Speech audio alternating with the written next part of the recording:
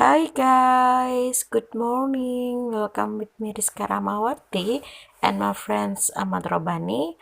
Okay, in this video or in this meeting, we are going to talk about manajemen pendidik dan tenaga kependidikan. Nah, sebelum kita lanjut ke bahas materinya, adapun aspek-aspek yang akan kita jelaskan untuk menjabarkan materi ini. Oke, langsung saja. Ini dia. Baiklah, di sini ada beberapa aspek. Yang pertama, definisi pendidik dan tenaga kependidikan. Yang kedua, definisi manajemen pendidik dan tenaga kependidikan. Dan yang terakhir, tugas fungsi manajemen pendidik dan tenaga kependidikan.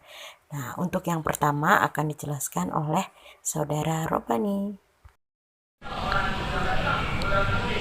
Baiklah, berikut mengenai sistem pendidik dan tenaga pendidik. Menurut Undang-Undang Nomor 20 Tahun 2003, Sistem Pendidikan Nasional Pasal 1 Ayat 5, yaitu yang pertama, tenaga kependidikan adalah anggota masyarakat yang mengabdikan diri dan diangkat untuk menunjang penyelenggaraan pendidikan. Yang kedua yaitu Sistem Pendidikan Nasional Pasal 1 Ayat 6, yaitu pendidik sebagai tenaga kependidikan yang berkualifikasi sebagai guru, terus dosen, konselor, pamong, belajar, widya suara, terus tutor, instruktur, fasilitator, serta berpartisipasi dalam menyelenggarakan pendidikan. Kemudian yang kedua yaitu tenaga pendidik. Terus apa sih yang include kepada tenaga pendidik, yaitu yang pertama pembimbing, terus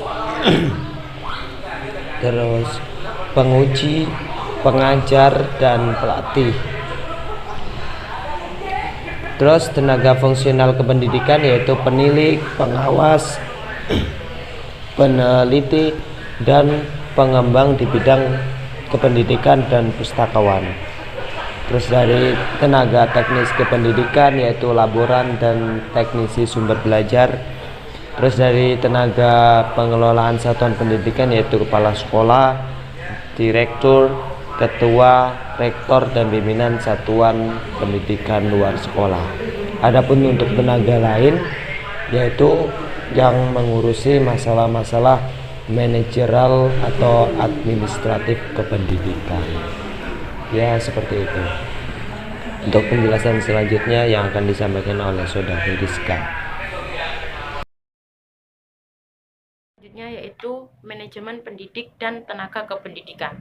Manajemen merupakan suatu proses untuk mencapai tujuan organisasi dengan pelaksanaan fungsi-fungsi seperti perencanaan, planning, organizing, staffing, leading, dan controlling. Jadi, manajemen tenaga pendidik dan kependidikan itu dapat diartikan sebagai suatu proses pengelolaan tenaga pendidik dan kependidikan untuk mencapai tujuan tertentu dalam suatu instansi pendidikan.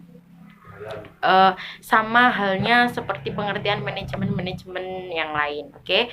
Next, manajemen tenaga kependidikan mutlak harus dipilih atau diterapkan oleh kepala sekolah agar dapat memberdayakan tenaga kependidikan secara kompeten, secara efektif, secara efisien untuk mencapai hasil yang benar-benar optimal, seperti itu. Jadi di sini memang tugas kepala sekolah memang harus untuk memilih para stafnya, untuk menseleksi para gurunya, seperti itu. Next, tugas dan fungsi manajemen pendidikan dan tenaga kependidikan. Menurut Undang-Undang Nomor 20 dari tahun 2003 dijelaskan tentang tugas tenaga pendidik dan tenaga pendidik dan kependidikan. Yang pertama itu tenaga pendidik bertugas melaksanakan administrasi, pengelolaan, pengembangan, pengawasan, dan pelayanan teknis untuk menunjang proses pendidikan pada suatu pendidikan atau pada suatu instansi pendidikan.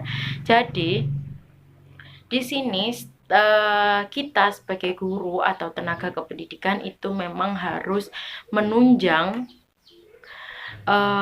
melaksanakan administrasi, pengelolaan, pengawasan itu untuk menunjang suatu instansi pendidikan itu berjalan dengan lancar. Misalkan hanya instansi saja, setelah itu ada kepala sekolahnya saja, tanpa adanya staf, tanpa adanya tenaga kependidikan, suatu proses itu tidak bisa berjalan begitu.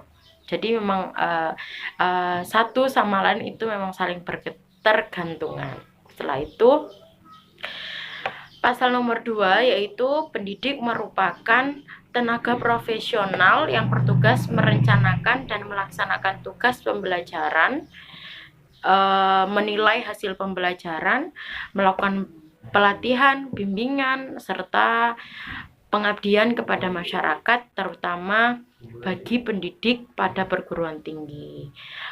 Karena seorang pendidik atau tenaga pendidikan itu pasti menjadi seseorang yang akan dicontoh oleh lingkungan sekitarnya, akan dicontoh oleh masyarakat sekitarnya. Karena itu, marilah kita para calon-calon guru untuk memperbaiki moral, memperbaiki knowledge-nya, biar kita tidak hanya